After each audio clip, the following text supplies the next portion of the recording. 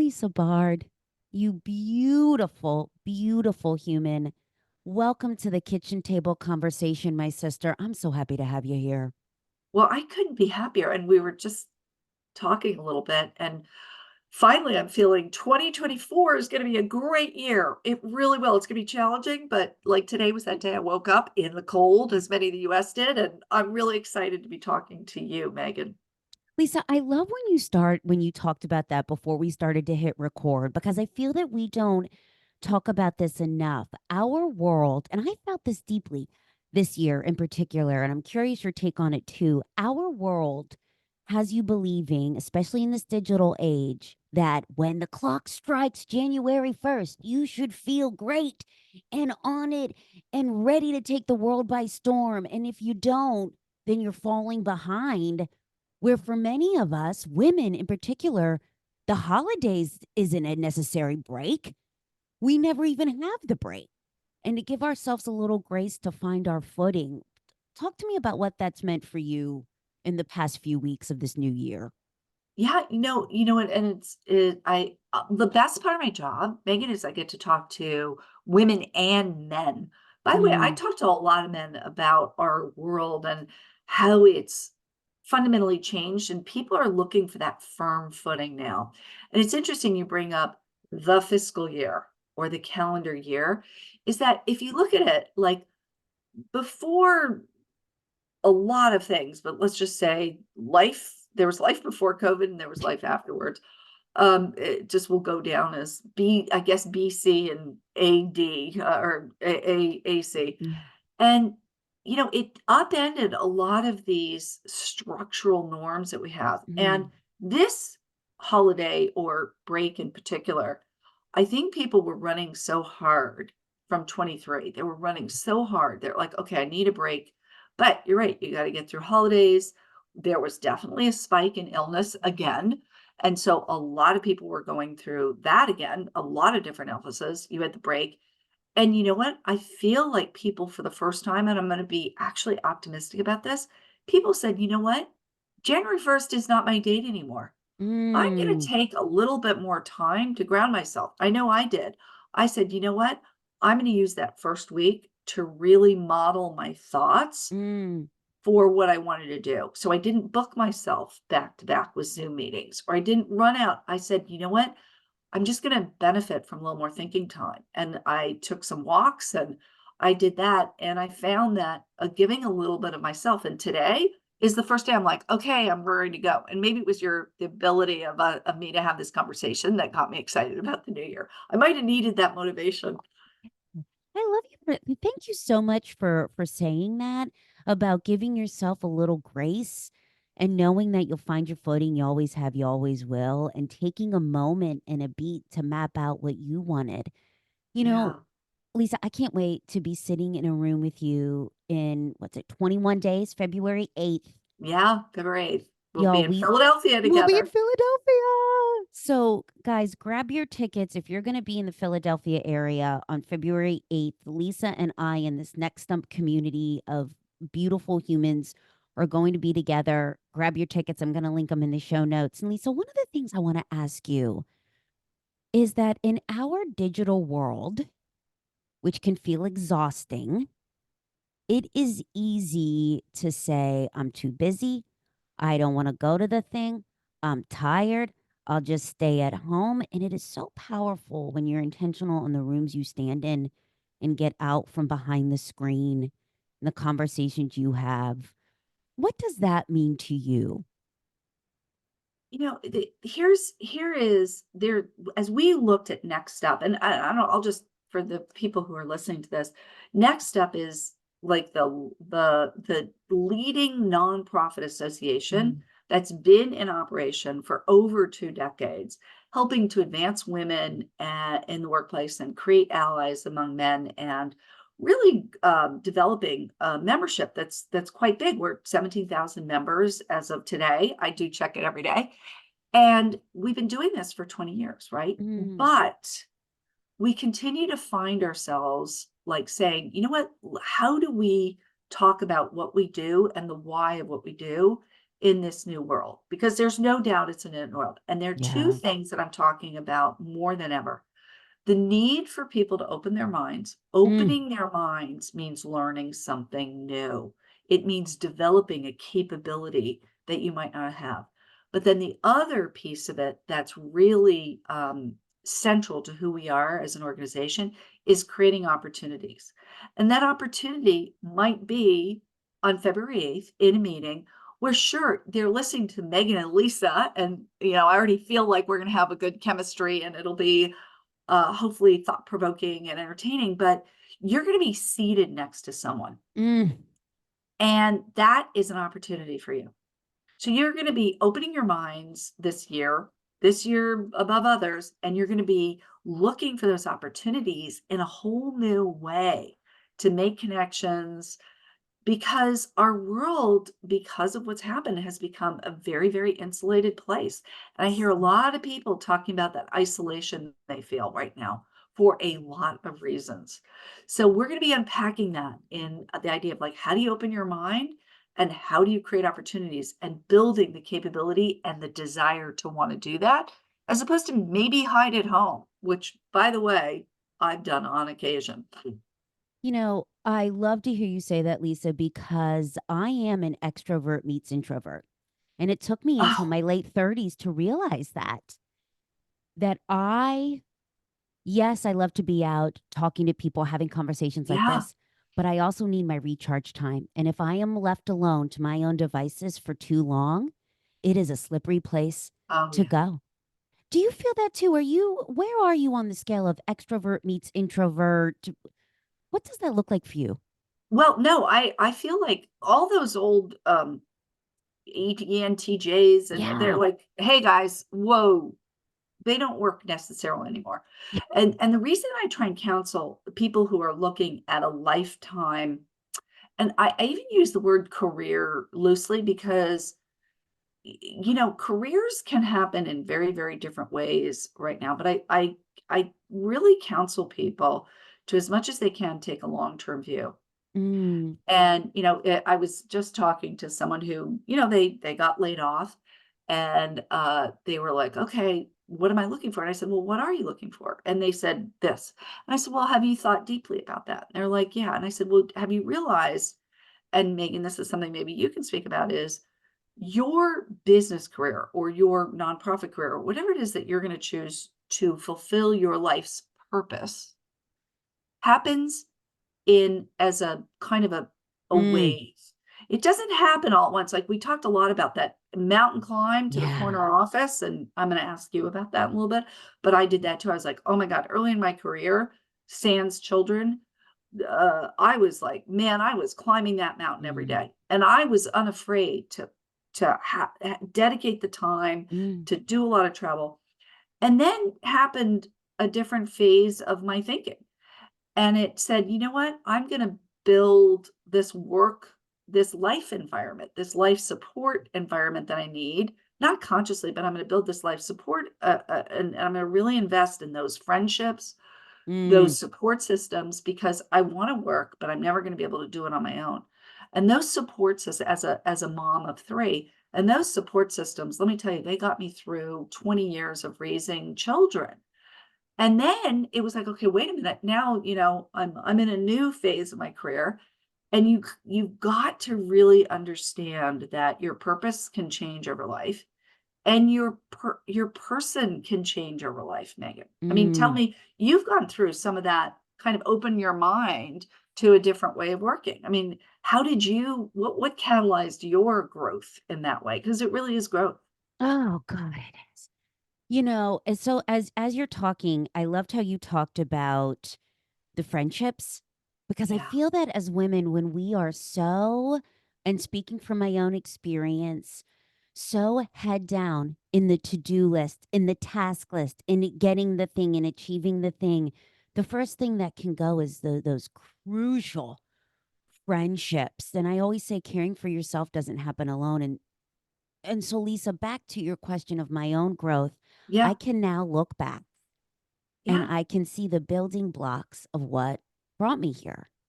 And what a gift that is, the gift of self reflection. And There were a lot of bumps, there were a lot of bruises, there was a lot of ugliness to get here.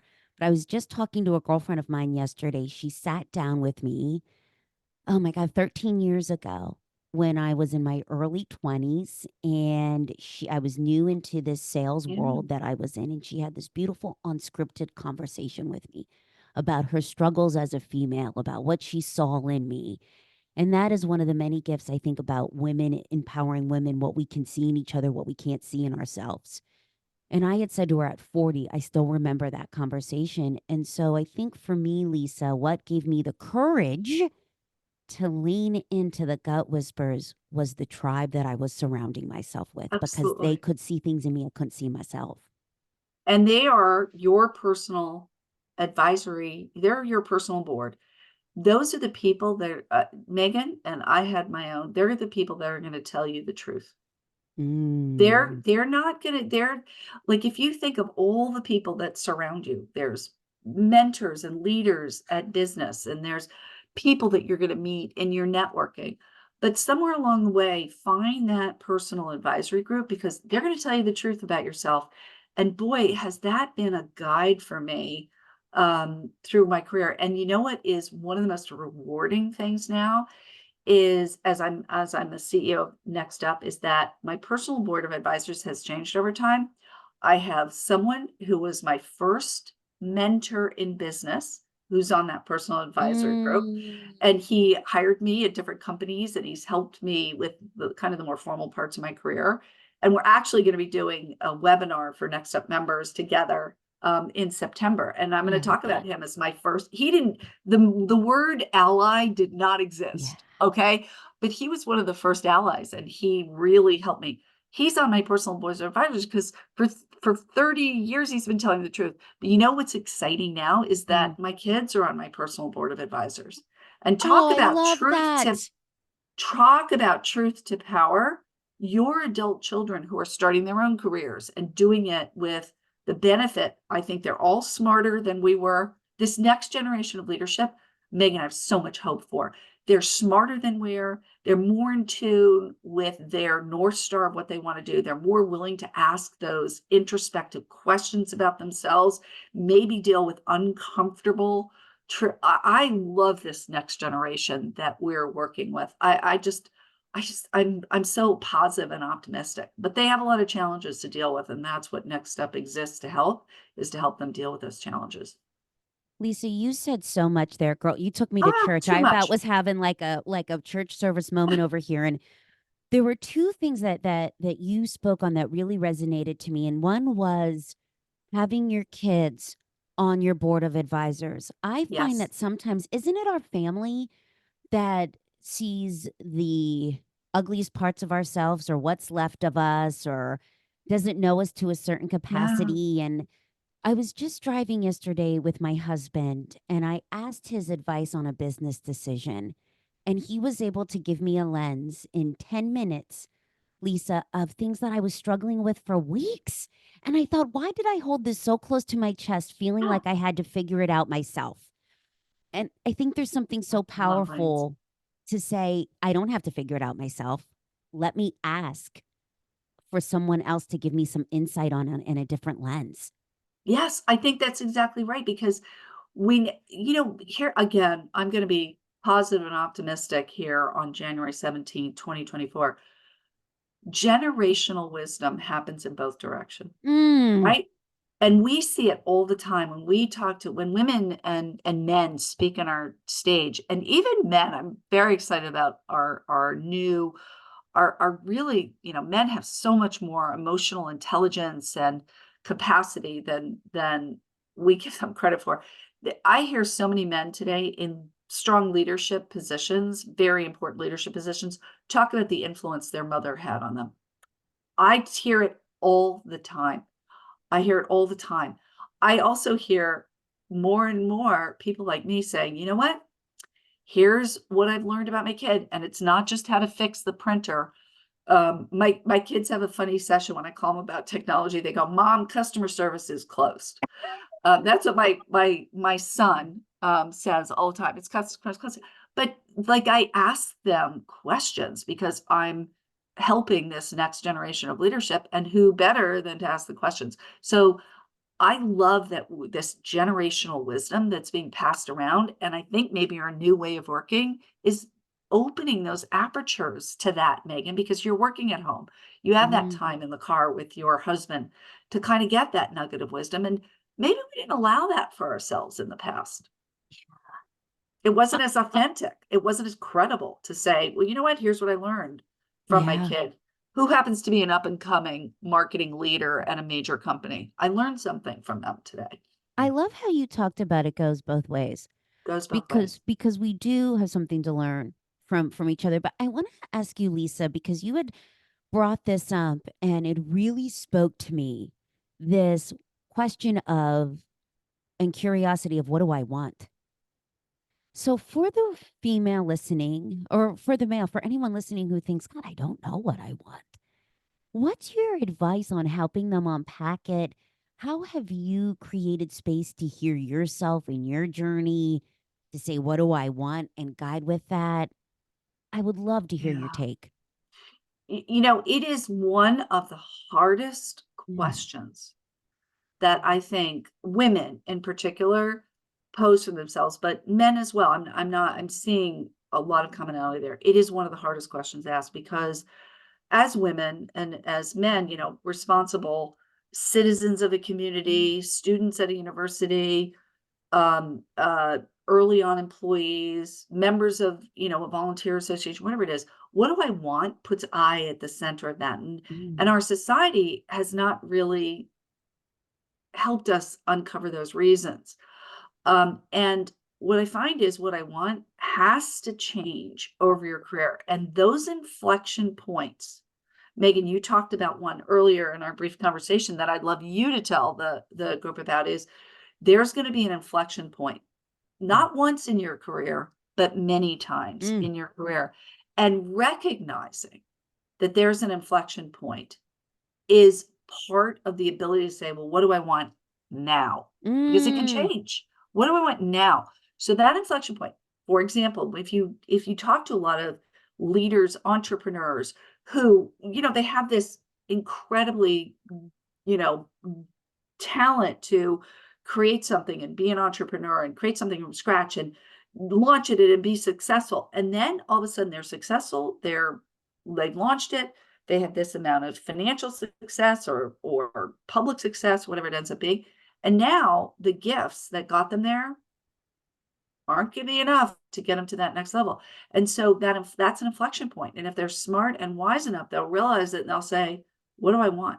And what do I need to be to manage that next phase? I'm seeing a lot because let's face it, there's a lot of people that have retired Mm. and they don't know, they kind of want to give back, they want to do it, but they're having time, they're having ability to what's that inflection point and how do I continue to have purpose in my life? A lot, and that's an exciting time too. So I think we can help people through conversations like this to Mm. realize, wait a minute, this could be an inflection point in my life. How do I take advantage of that? How do I really ask that question? What do I want? Yeah. And also, too, Lisa, as you're talking, it made me flash to one of my biggest struggles as a type Aer, as someone who feels the need to control, as someone who has lived my life through these directed sort of key performance indicators of what's next Yeah, and the next thing and the next, the hustle up this ladder, is that you don't need to have it all figured out. yeah, You don't, there's something right. freeing about just taking the approach of curiosity. So, for instance, Lisa, I'll never forget, I got married 2 years ago. I Congratulations. First marriage, 38, and I want to say this to all the women out there. It really messed with me for a long time in my 30s on my friends getting married, having the kids, doing the things, feeling like I was falling behind. And in order for me to find the love of my life, I had to learn to love myself first. Oh, And I'll tell what you, beautiful. I wish somebody would have talked to me about that to say, you really have to know yourself first before you can let somebody else in. And So when Michael and I were getting married, 38, I thought to myself, because I'm a control freak, I thought to myself, well, Lisa, now's a really great time to quit my 6-figure job, go out on my own. Now's a really great time to try IVF because if I want to be a mother, I'm a geriatric pregnancy right now. And I will tell you, I had a mental breakdown.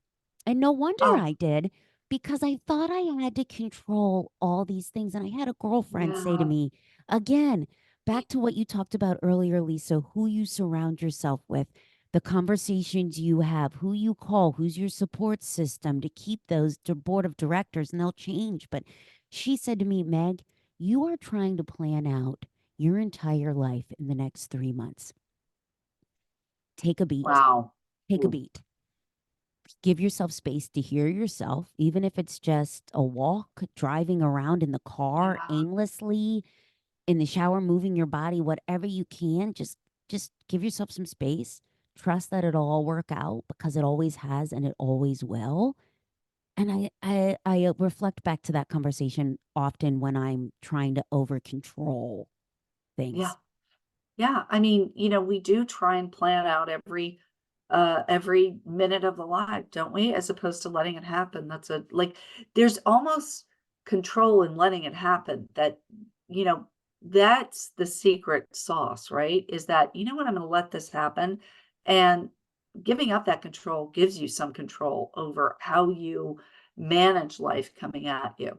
Maybe your shoulders aren't as tense. Maybe you're not as Mm. defensive. Maybe you're more open, as I say, opening minds, and you're open to opportunities that maybe you wouldn't have come to you if you weren't in that, kind of shoulders back, open position to kind of hear it. So I think that's right. And you changed your life quite dramatically, right? Oh, good girl. I just welcomed 40. And I will tell you, there is something freeing at 40. I have felt for me, my 20s, I was so insecure. My 30s, it was all about the life checks, who's getting the house in the burbs, who's has the kids, who's Yeah. doing the thing. And I feel that at 40, there is this threshold of freedom of finally knowing myself. And I said to a friend the other day, if I could turn back the hand of time, what I would tell this young girl, I was just with my best friend of 27 years last week. Here's to the gift of keeping those friendships. And we talked about our Yeah. evolution. Is great about printing out photos. We are getting intentional about that as a family because I feel that there's something about seeing and touching a photo. Yeah. And as I looked at this 13-year-old girl that was so insecure, so crippled by high functioning anxiety and not even knowing what it was, I thought to myself, what I would tell her is that it's going to turn out so much more beautiful than you can ever imagine. And when making any decision in your life, to guide with, does this feel right to me? And if it does, that's the only guiding light that you need. Yeah, it really does. It is. And I love that you talked about a friend of your own personal board of advisors that you've had for all your life. All your life. That's pretty amazing. Lisa, Um, how do you not get, as a CEO, as a mother, as a woman, how do you not get caught up in all the things? How do you stay intentional on hearing yourself, on keeping the friendships, on not just being consumed by all the things that life, especially in our digital world where the ping and dings can just consume you? Do you have any practices? by the way, I do. So Mm. lest anybody know, and it's a subject that I'm kind of talking about. I'm exploring and being curious right now about, which is I do get caught up in that. I spent a lot of time, early time in my career because of, my childhood and how that kind of impacted me and stuff. I was very fearful of failing, Mm. and not only failing other people, right? Failing myself. Like I'm like, no, I can't fail at this because something horrid will happen. And I spent a lot of time pursuing success, and maybe I took a lot of risks with my career, so it never. impacted my, kind of I didn't go into myself. I took a lot of risks and I tried a lot of new things and I, was very courageous at times.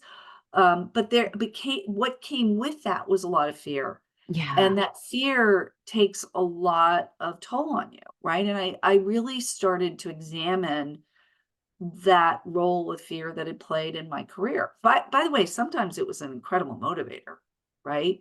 But a lot of times it came with a lot of debt that was Mm. gonna be paid later because you're constantly dealing with that, that vigilant attitude that, "Wait, if I don't do this, if I don't get that, if I don't do this, wait, what if I do this?"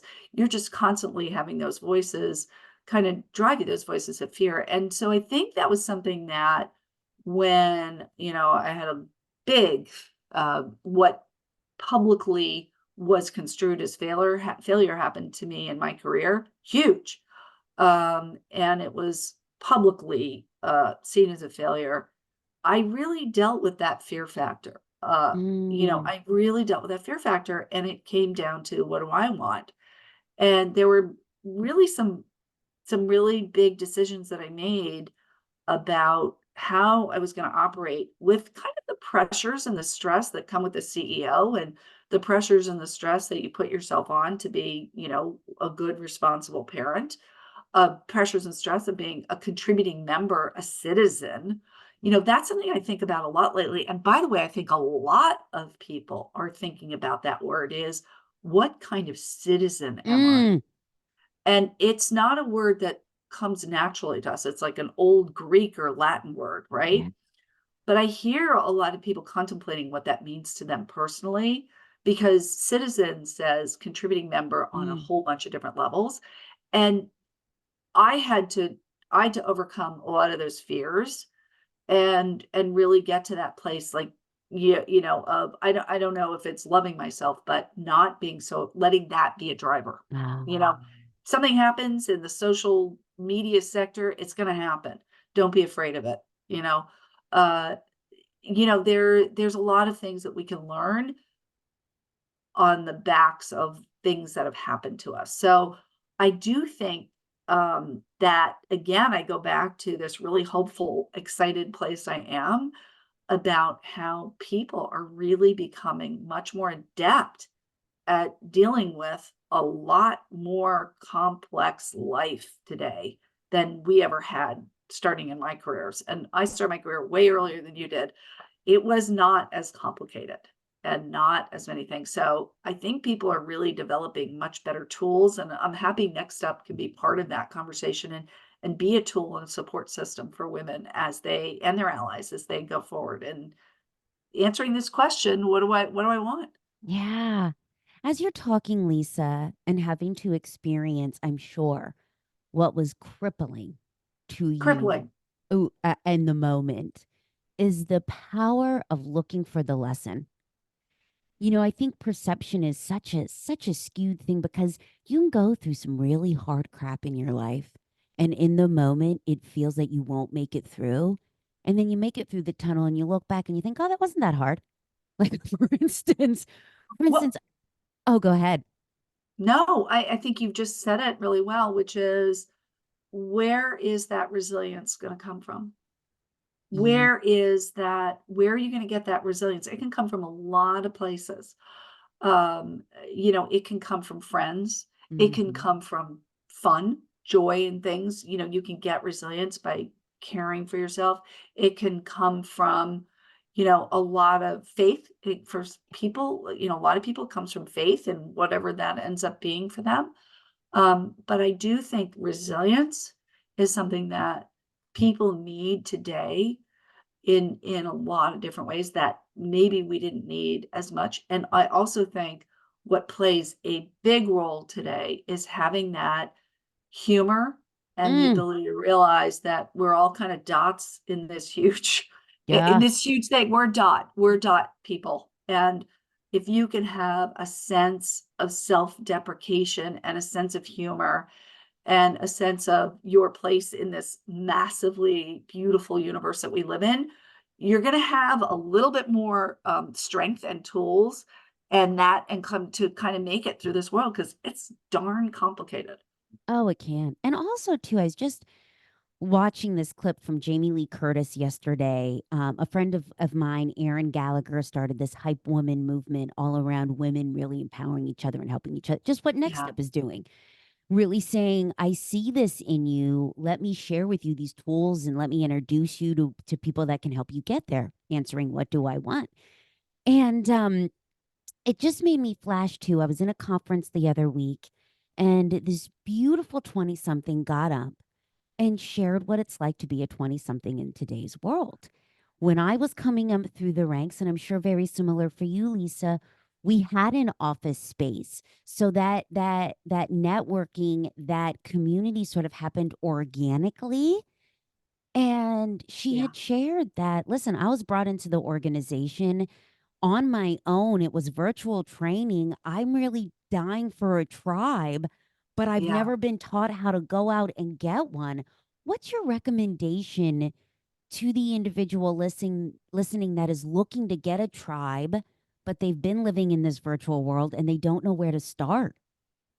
Yeah, and you'll have to forgive me because I'm the CEO of NextUp, so we've built our ethos is tribal. So Mm, this is an ad for NextUp because I as think it we're should be. very unique. We're very unique. We were started more than 20 years ago by some incredibly wonderful women business leaders. Bobby O'Hare is our chairman. She's our emeritus chairman, and she said, you know what? I'm not invited to, they call it the golf course, right? I wasn't Yeah. invited to play golf. I wasn't invited to do that, but I want to create my own. I want to create my own opportunity here to network with women. And they're women that I do business with, but they're women that I want as friends Mm, and supporters. And we went about, and what we did as the first thing more than 20 years ago is we created regions because life happened physically around a 9 to 5 job, yeah. right? So we created regions and we have 21 regions. And as we grew, we added on to that. We said, well, women want to network, they want opportunities, they want to learn and grow. So then we added on conferences. Okay, big national conferences. Our biggest one, Summit, is a leadership development conference. And we welcome, kind of 1,600 people to that. It's a big deal. But people who wanted to like really convene is the right word with like-minded people. Sometimes they're sharing problems, they're hearing inspirational speakers. So then we built on learning and development, more formal learning and development on top of that, because people needed the ability to kind of develop their leadership skills. Now, leadership in today's environment got a lot more complicated than it ever used to be. I mean, Mm, by the way, it's not just leadership in the C-suite. That's very complicated. I get that. But I'm just going to talk about, say you're a manager, you're a store manager of a big box store. These are some of our members, and you're managing a little city and you're managing it in complicated work environments. You're worried about closing the store every day, making sure that things happen well, that problems are wrong. And now all of a sudden, you've got to be a DEI expert for your store employees. You got to be an mm, expert in that. You got to understand, wow, this is a complicated world we live in. How does my store welcome in a way that my company wants? So we do a lot of learning, development, and programming in and I will be very happy if like, how do you open your mind to say this is a diverse workplace that we are in? People, our customers are diverse. We're diverse. How do we do that? And those people that are frontline, we talk a lot about the frontline workers. We do a lot to help them and convening with other people, the next generation of leadership. That is what we do is we're arming people with tools and connections and support mm, systems to be able to manage very difficult, complicated work environments.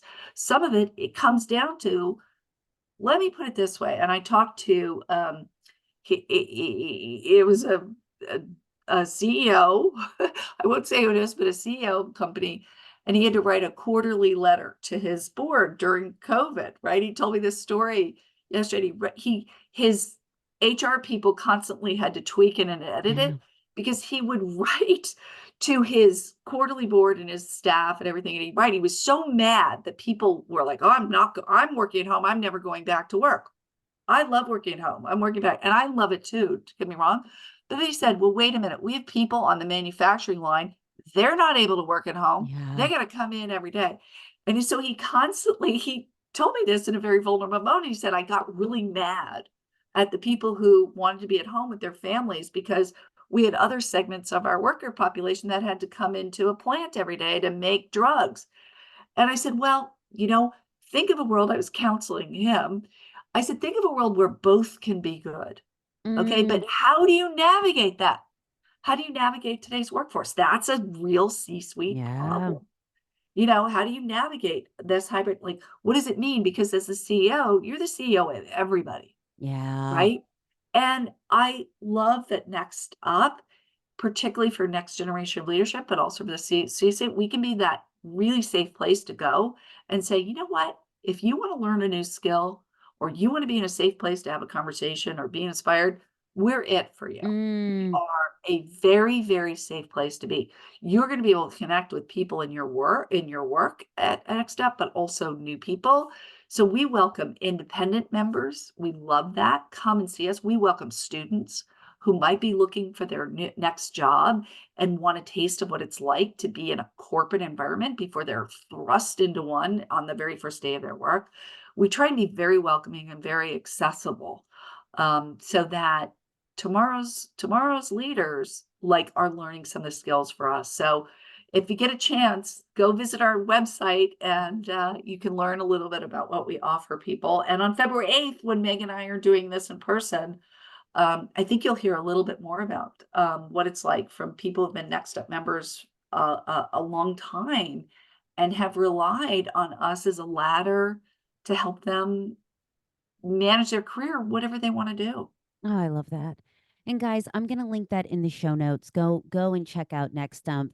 And Lisa, I want to ask you. Well, I have two questions for you. One, I want to ask you, how did Next Dump come into your life? Because looking at your career trajectory, which girl, you are a real badass, and I hope you see what I see because you led global teams, IBM, NFL, Women's Soccer League. Any of these names ring a bell to anybody? Yeah. Lisa was in charge and doing some beautiful things. And how did this next chapter of your journey come into your life? Yeah, I think, I was open for it when Mm, I was working on, I was just doing some board work, which is very satisfying, by the way. I was really lucky to get on some boards, 2 private equity boards and a public company board, and I love the board work. It's really good, but I wasn't really satisfied with it yeah. because remember, what do I want? Purpose has always been a big driver of what is my purpose? What purpose can I fulfill? And I started to do that introspective work. And I said, you know what? And this is very vulnerable. I said, really helping women succeed has always been a very important part of who I was as a leader and a manager. And, I worked in some tough industries, auto, technology, not maybe as friendly as consumer facing businesses. I worked in sports. And I said, I learned a lesson. And it was I was on a sports panel with the editor in chief of the Sports Business Journal, which is kind of it's a big trade publication for the sports industry. And he was in the room. And I said to him, I called him out. I kind of called him out. And I said, Abe, I said, I'm really tired of looking up in sports and seeing the Mm, top 50 most powerful or the top 50 men. They're all men. I said, I'm going to stop looking up. And it was a real inflection point for me. And this was way back at the beginning of my era. And I'm going to start looking down. And mm, you don't get to look down early in your career as a next right. gen leader. But there's an inflection point that I think happens in any leader's point where they stop looking up so much and they start looking down.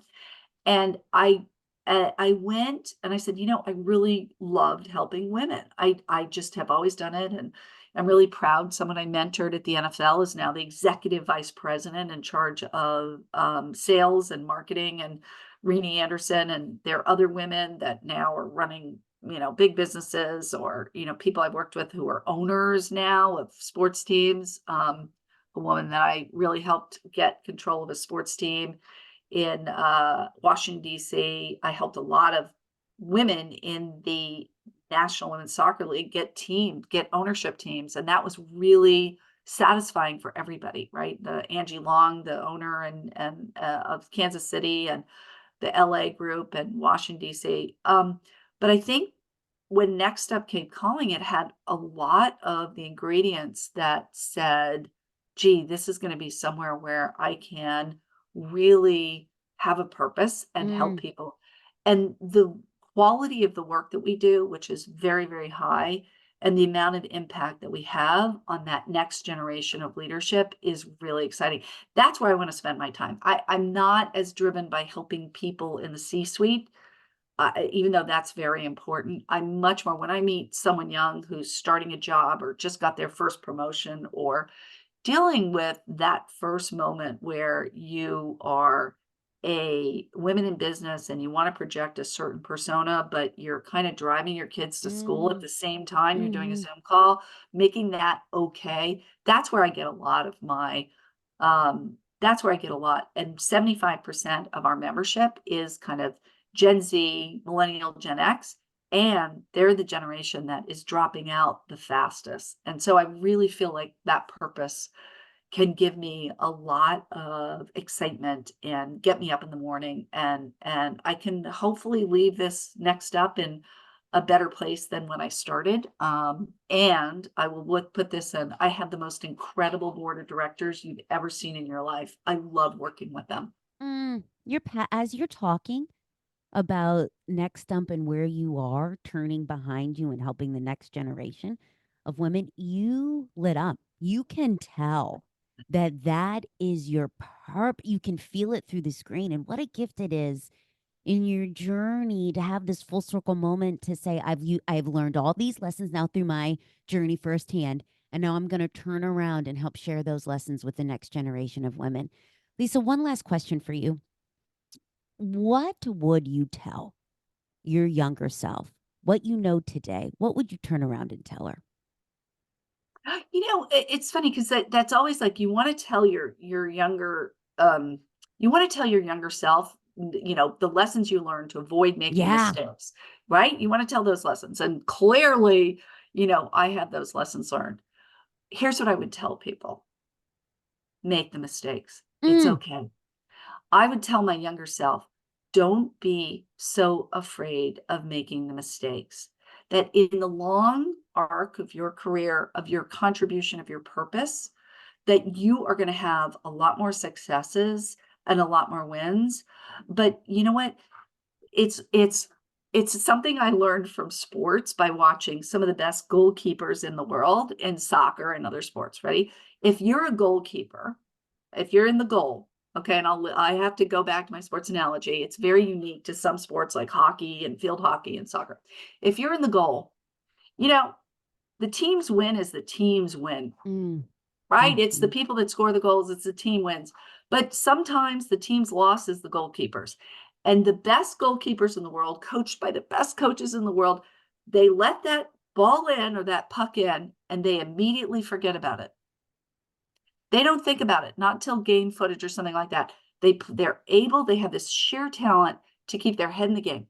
Mm, It's a very unique talent, but goalkeepers, they like take my heart. I often said this. I said this once to Jimmy Craig, who was the goalkeeper of the 1980 Miracle on Ice team, and he became a lifelong friend from my work in the Olympics. And he said to, we were getting a question from the press, and I said, someone said, well, what's the most difficult position on the team?